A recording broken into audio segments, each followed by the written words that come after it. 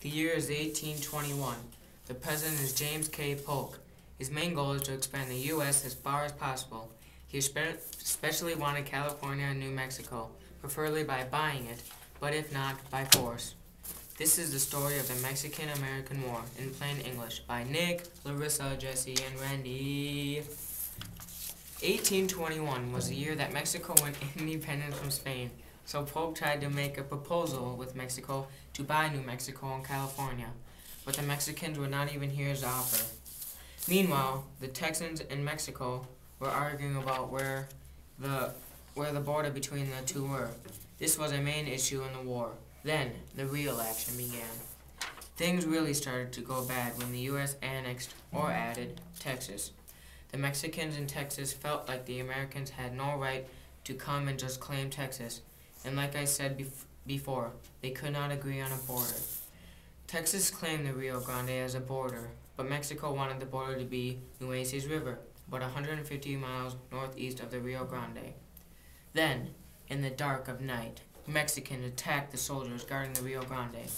They killed 16 soldiers, and so the war began. General Stephen Kearny led the Army of the West to New Mexico with orders to occupy New Mexico. At first, the New Mexicans tried to resist them, but when they realized they didn't stand a chance, they backed off pretty quickly. The Americans got control of New Mexico without firing a single shot. While all this was going on, an explorer named John G. Fremont led a rebellion against the Mexican rule in Northern California. Eventually, the Americans captured General Mariano Guadalupe Vallejo, which gave them control of North California, which they called the Bear Flag Republic, because of their flag with a grizzly bear on it. They now had control of California and New Mexico. Remember that border dispute I was telling you about between Mexico and Texas? The Texans led an army of 6,000 men into Mexico and took the city of Monterrey. They were led by General Zachary Taylor. They fought on. Then, another general named Santa Anna met Taylor with 20,000 troops. They fought for 2 days straight when Santa Anna finally retreated.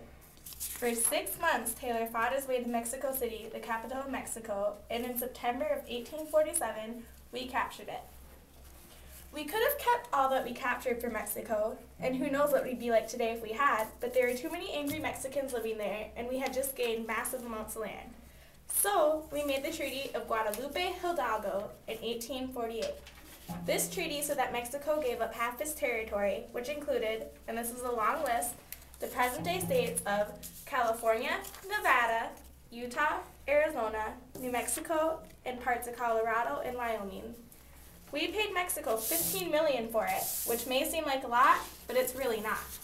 This is known as the Mexican Cession. A cession is when a country is pretty much forced to give up land.